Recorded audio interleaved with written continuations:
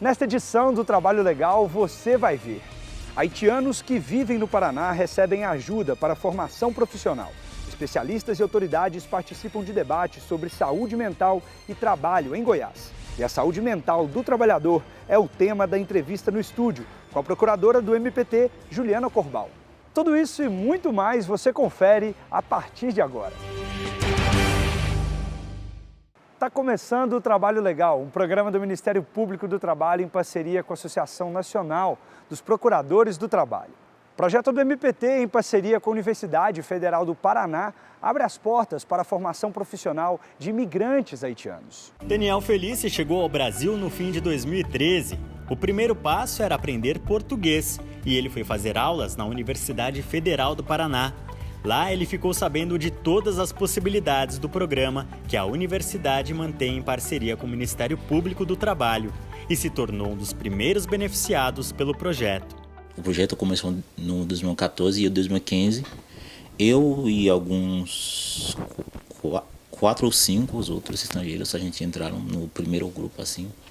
E eu comecei a fazer direito em 2015 e agora estou no 4º ano.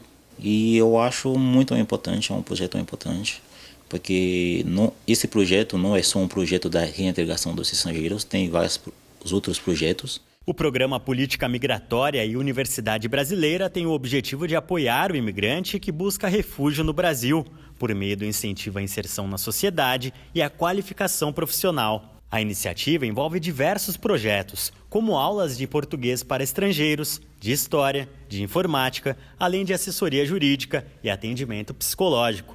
Também são oferecidas bolsas de estudo para os imigrantes que entram na universidade.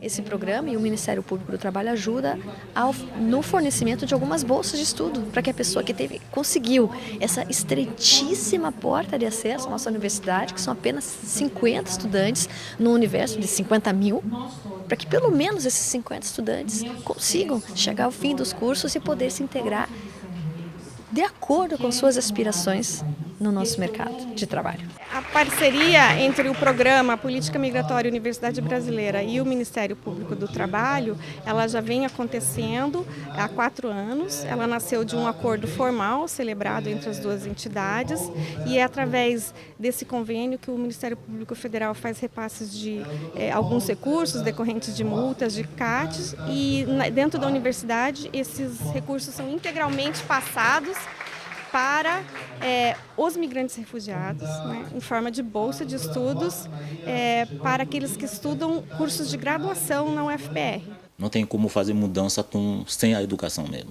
Para o Daniel, aprender português é fundamental para o desenvolvimento dos estrangeiros. A integração dos qualquer imigrante, qualquer estrangeiro no país, e a língua faz parte. Por exemplo, tem imigrantes que estão aqui especificamente para trabalhar. Tem outros que para estudar e outras coisas, mas qualquer coisa que você vai fazer no país estrangeiro, a língua é muito importante. Para conseguir um trabalho que você gosta, uma coisa que você gosta, para conseguir um bom trabalho tem que falar a língua pelo menos. O Haiti é o país mais pobre da América Latina e essa condição se deve muito aos problemas políticos enfrentados pelo país ao longo da história. Auxiliar aqui os migrantes que já vêm em situação de dificuldade, seja pelo idioma, seja pela cultura diferente, seja pela situação de necessidade econômica que faz com que a pessoa tenha que migrar, enfrenta já aqui no nosso país. Então, esse grupo de pessoas precisa de um apoio especial para se inserir o mais suavemente na nossa comunidade e assim poder trocar mais, poder oferecer mais. Porque cada pessoa humana tem um conjunto de habilidades que pode sim contribuir para o enriquecimento geral do nosso país. Apesar das dificuldades, Daniel sonha em levar o que aprendeu aqui de volta para casa. Eu sempre quis sair e estudar fora. E estudar fora e voltar, porque a reconstrução que a gente está pensando tem que ser pela juventude. Nós jovens, o futuro depende, né? Porque eu estou estudando e talvez não só vou fazer graduação aqui, um mestrado e tal, mas com a ideia de estudar e voltar para ajudar o país no que eu posso. Cada um tem... Aí eu não preciso ser presidente, senador para ajudar, porque E a mudança depende de cada cidadão. Não depende dos governadores, tal, mas é um trabalho de cada um.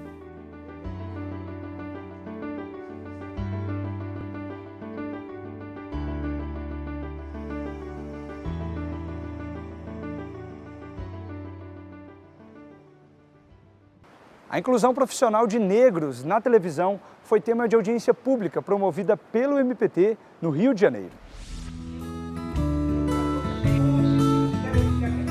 A audiência foi um desdobramento das notificações enviadas às principais emissoras de televisão do país, por meio do Grupo de Trabalho Raça, da Coordenadoria Nacional de Promoção à Igualdade e Combate à Discriminação. Foram expedidas notificações em face da Rede Globo, em face da Record e em face do SBT, com esse escopo, com o escopo de discutir com essas emissoras uma melhor e maior representatividade, não só na sua programação, mas no quadro funcional também. Então as notificações, elas trazem algumas obrigações que se espera, que se pretende que as emissoras cumpram. Eu sou representante da Frente Artística Negra, que é um coletivo, um coletivo de afinidade afrolaboral. A gente está junto a gente congrega uma série de artistas de vários setores. Eu sou da música, mas tem dança, tem artes plásticas, tem afroempreendedores de tudo quanto é jeito. E a gente se organizou exatamente para interferir ou para a gente se incluir nessa exclusão, dessa exclusão midiática que é proposta pela mídia oficial, que insiste em não reconhecer que o Brasil é um país de maioria negra. A representante da ONU Mulheres destacou a importância de cumprir os objetivos do desenvolvimento sustentável adotados pelos integrantes das Nações Unidas. Eliminar o racismo faz parte da agenda. Esse é um debate aqui da audiência pública promovida pelo Tribunal Regional do Trabalho do Rio de Janeiro, extremamente importante e que precisa se manter na agenda de uma forma permanente para que a gente possa realmente aí, rumo aos Objetivos de Desenvolvimento Sustentável, promover as mudanças necessárias para o Brasil. Quando você se vê num mundo refletido através de uma sociedade racista, você tem diversos problemas e diversos atravessamentos e se encontra em uma eterna contradição. O que nos é mostrado pela mídia é assim: o que é bom é branco, o que é belo é branco, o que é ruim é negro. É sempre aquela questão da estereotipação e hierarquização. O advogado da Associação Brasileira de Televisão, que tem como associadas a Rede Record, a CNT e a Rede TV, disse que o tema deve ser levado em consideração por todas as emissoras de comunicação. A associação entende muito importante esse assunto e deve internalizar esse assunto, né? E eu acho que é uma questão bem relevante. A população nossa é majoritariamente negra e eu acho que isso tem que ser levado em consideração por todas as emissoras, né? E é um assunto que tem que ser tratado, ser discutido. Já o representante da Associação Brasileira das Emissoras de Rádio e Televisão, que tem a Rede Globo entre os associados, disse que a liberdade de expressão deve ser absoluta e irrestrita e que as notificações do MPT serão analisadas pela ótica da preservação da liberdade de expressão e da igualdade plena no Brasil. A atuação que o Ministério Público desenvolve pela busca de uma representatividade negra melhor, do ponto de vista quantitativo e qualitativo, na grade, na programação das emissoras de TV e também no seu quadro funcional, ela tem amparo na Constituição Federal, nas normas de direito internacional das quais o Brasil é signatário e, mais especificamente, em dispositivo expresso do Estatuto da Igualdade Racial.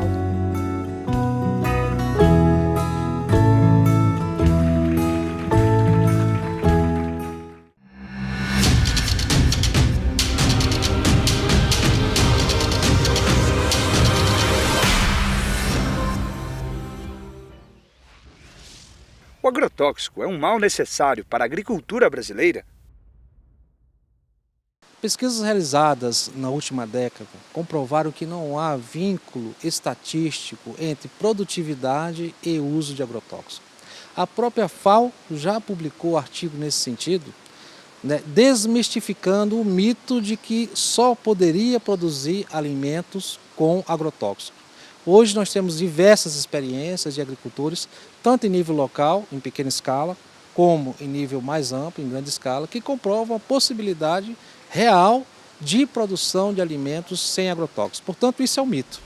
Depois do intervalo, você vai ver uma entrevista sobre saúde mental dos trabalhadores. Voltamos em 1 minuto.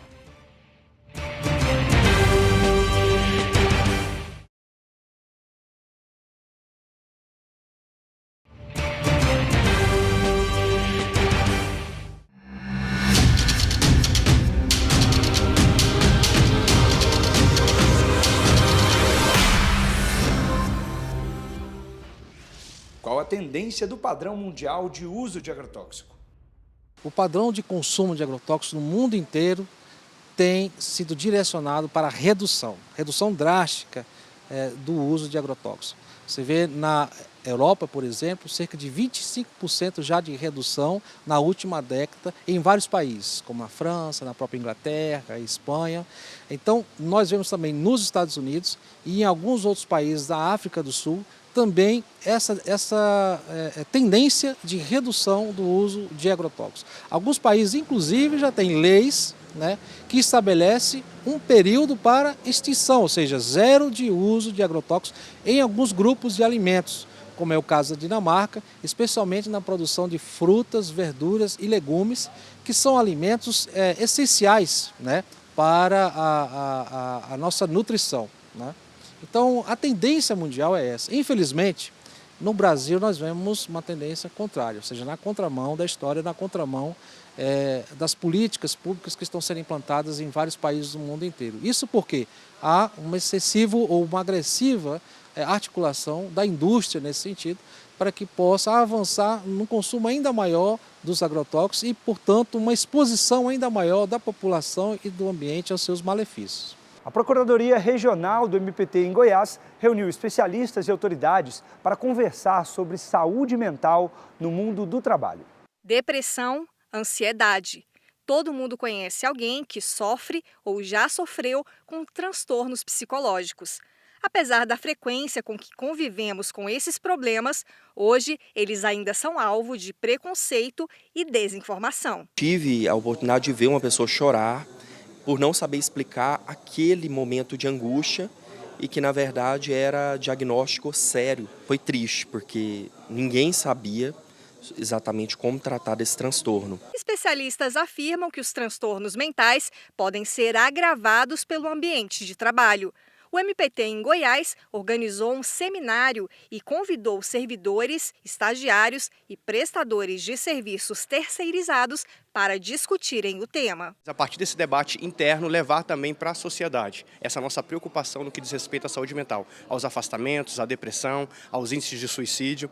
Então é de extrema importância essa mesa para que a gente possa construir modelos de atuação para nós, Ministério do Trabalho, internamente, bem como modelos de atuação externamente, para que nós possamos cobrar das empresas e fomentar esse tema dentro das empresas. A psicóloga Helenides Mendonça desenvolve pesquisas sobre saúde do trabalho.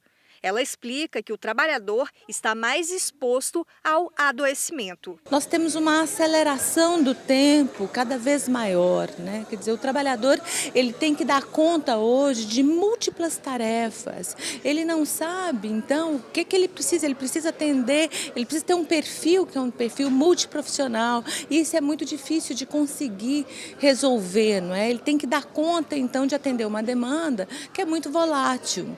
As atribuições hoje em dia são também ambíguas, não é? Então você tem que resolver problemas extremamente ambíguos, complexos, né? E é isso que a gente tem visto, assim, esses são os grandes desafios. O psiquiatra Henrique do Prado Cabral explica que as condições de trabalho podem ser decisivas para desencadear ou agravar doenças mentais. É o sentimento do estresse, né? O estresse, ele como provocador de distúrbios latentes, né? A pessoa já tem alguma predisposição, né? Predisposições genéticas, psicossociais, e aí vem a questão do ambiente do trabalho levando a mais um fator de desequilíbrio para essa pessoa. O silêncio causado pelo preconceito sobre o assunto, o medo de se expor entre os colegas e até mesmo de perder o emprego são angústias de quem enfrenta transtornos mentais. Relacionado à intimidade da vida psíquica é muito pouco compartilhado, né? É uma reserva muito grande que a pessoa tem. Não é comum a pessoa chegar e contar dos seus problemas, das suas dificuldades, sequer do seu tratamento com um psiquiatra ou com algum profissional da saúde mental. O médico do trabalho, João Anastácio Dias, ressaltou a importância dos programas de prevenção estabelecidos pela legislação. Na área do médico do trabalho, que é o Programa de Controle Médico de Saúde Ocupacional, o PCMSO, que é obrigatório pela legislação atual. Muitas empresas ainda estão se adaptando a essas exigências, muitas empresas ainda, principalmente pequenos empresários ainda desconhecem essa importância. O Brasil hoje ocupa o 8º lugar em número de suicídios no mundo, o que dá uma média aproximadamente de um suicídio a cada 45 minutos. E essa é talvez a pior face dos transtornos mentais que impactam a sociedade de diferentes formas e diferentes níveis, chegando a esse extremo. Segundo o juiz Fabiano Coelho de Souza, existem mecanismos jurídicos para proteger a saúde mental do trabalhador. Nós temos um complexo de normas jurídicas que asseguram a saúde mental no trabalho, a saúde como um todo, e precisamos de informação, de conscientização, né? E que as empresas também cumpram a legislação, no sentido da empresa não só fazer a parte dela, mas estimular também com que os trabalhadores possam participar do sistema de proteção legal. Para o juiz, as mudanças impostas pela reforma trabalhista têm impacto nesse contexto. Ela faz com que o trabalhador perca o sentimento de pertencer à organização e também o sentimento do próprio tomador de serviço em relação a esse trabalhador. Nós continuamos falando sobre esse assunto e vamos direto para o estúdio do Trabalho Legal. Olá, hoje a conversa aqui no estúdio é sobre saúde mental e eu recebo a procuradora do MPT, Juliana Corbal. Ela é vice-coordenadora nacional de defesa do meio ambiente e do trabalho. Seja muito bem-vinda, doutora. Muito obrigada pelo convite. Doutora, hoje, quando falamos em saúde mental, quais são os principais desafios? Como está essa relação, né, de trabalho e a saúde mental? Bem, na verdade, assim, nos últimos anos, houve um desenvolvimento muito grande no que se refere aos estudos relacionados com a saúde mental e, mais especificamente, a saúde mental relacionada ao trabalho. É possível afirmar, por exemplo, que hoje já existe um estudo muito abrangente da psicodinâmica do trabalho, ou seja, desse estudo de como se dá a dinâmica entre as relações do trabalho e o ambiente, ou seja, o trabalhador e o ambiente de trabalho. Como é que se dá essa dinâmica do trabalhador com o ambiente? E isso tem permitido identificar como certos males podem prejudicar um trabalhador no que se refere ao seu aspecto mental. Sempre se falou muito sobre a questão dos problemas físicos que poderiam ser gerados ao trabalhador em razão da sua atividade. E hoje já se questiona também, olha, esses problemas também podem prejudicar mentalmente o trabalhador? O que pode ser gerado, o que não pode? Então, tem havido muitos avanços no que se refere a esses estudos, e esses estudos têm sido feitos não apenas pela medicina, mas sim por várias ciências, no sentido de identificar em que aspectos o trabalho pode prejudicar a questão mental mesmo do trabalhador.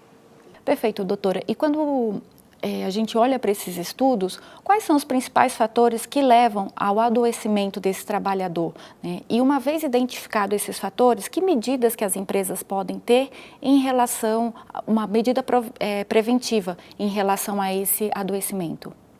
Bem, os fatores que levam a um determinado adoecimento, eles são diversos.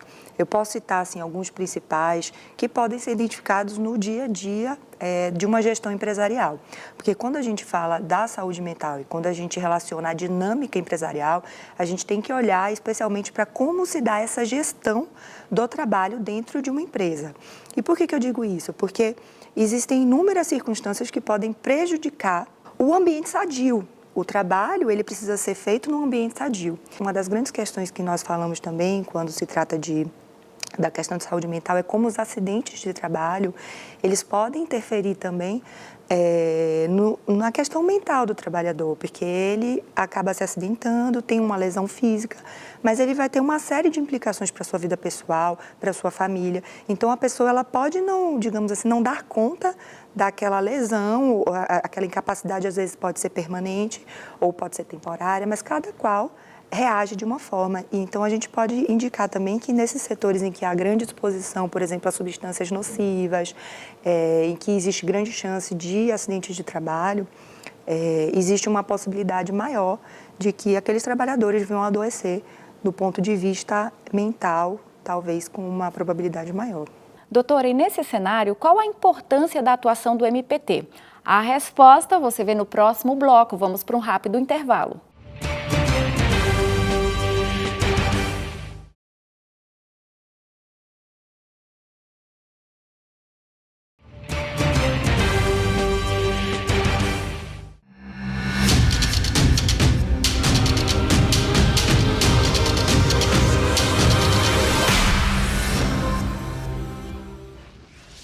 O padrão de crescimento populacional brasileiro impõe a necessidade de maior uso de agrotóxicos na produção de alimentos?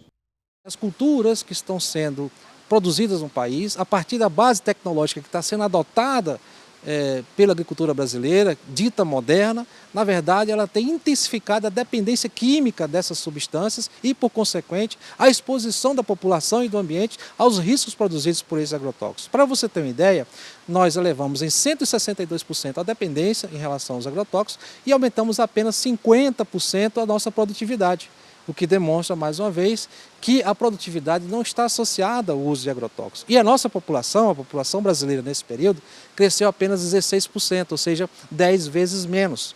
Portanto, demonstrando novamente que o consumo de agrotóxicos não está associado ao aumento da população ou à oferta de alimentos na população brasileira. Estamos de volta com a doutora Juliana Corbal falando sobre saúde mental.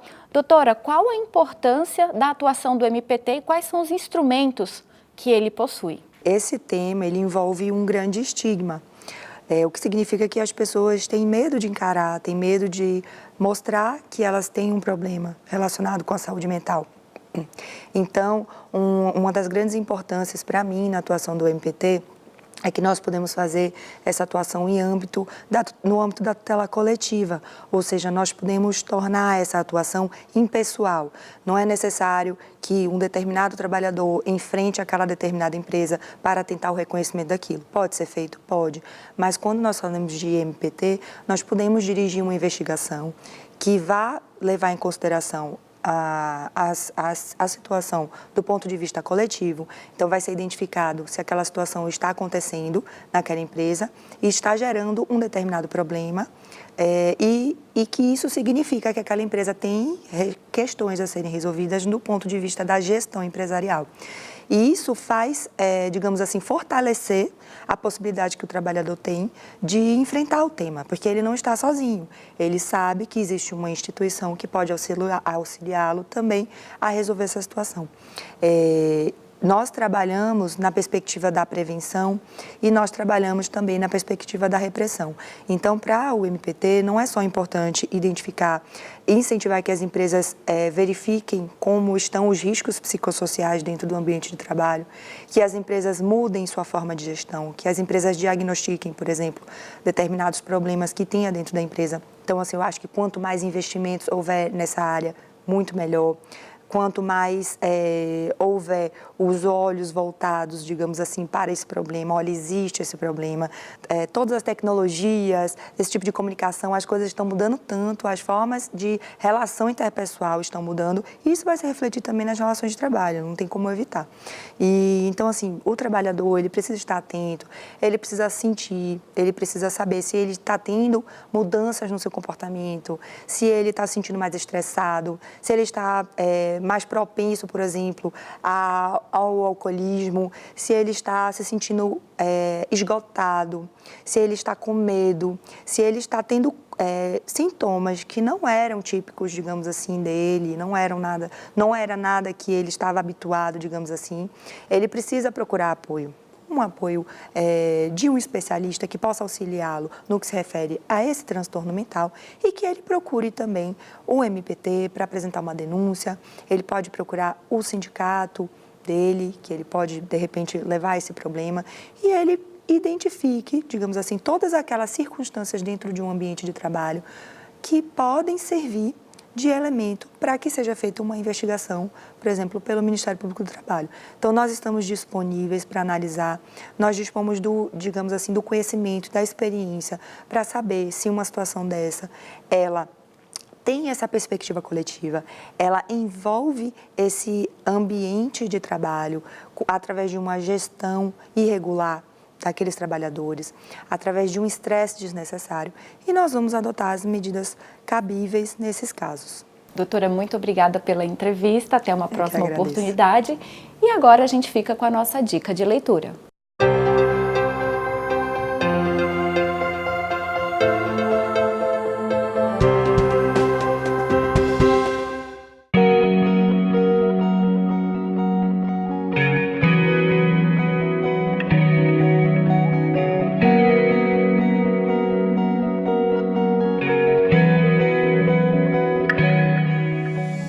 Bem, eu posso dizer que o livro Pessoas com Deficiência, o Direito Concurso Público, ao longo do tempo, passou a ser uma referência para as pessoas com deficiência que desejam ou que desejavam prestar um concurso público no âmbito da administração pública e também no âmbito da administração pública indireta, que tratam das empresas públicas e de sociedade de economia mista.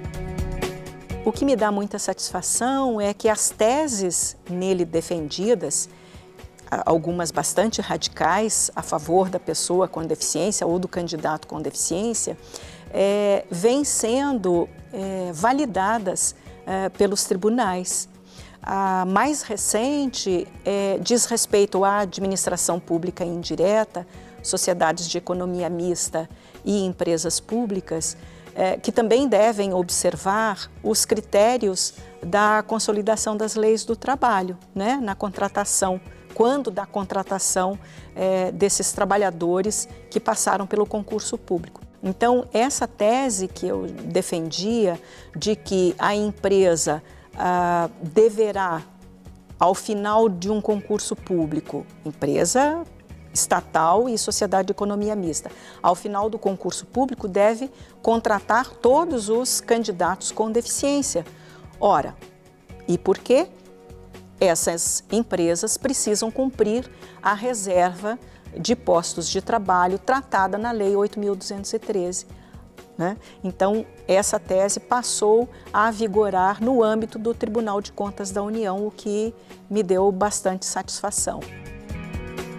Ele é um livro gratuito, ele está online, ele está na página da Secretaria de Direitos Humanos, está na página da Associação Nacional dos Membros do Ministério Público e outras tantas instituições aí que me prestigiam, né, com a leitura e a divulgação do livro. É porque eu faço uma abordagem sobre a acessibilidade nos próprios concursos públicos, né?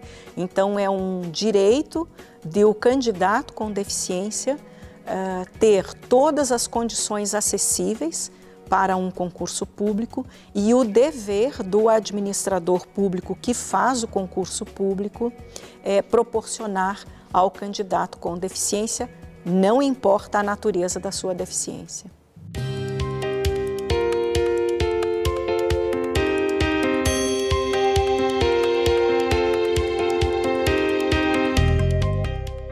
Chegamos ao fim de mais um Trabalho Legal e antes de encerrar, lembro que a sua contribuição é muito importante para a gente. Por isso, sugestões de reportagens podem ser enviadas para trabalholegal.pautas@gmail.com. Agora, para ficar por dentro das ações do Ministério Público do Trabalho, basta acessar o portal www.mpt.mp.br e também as nossas redes sociais. Obrigado pela audiência e nos vemos na semana que vem. Tchau!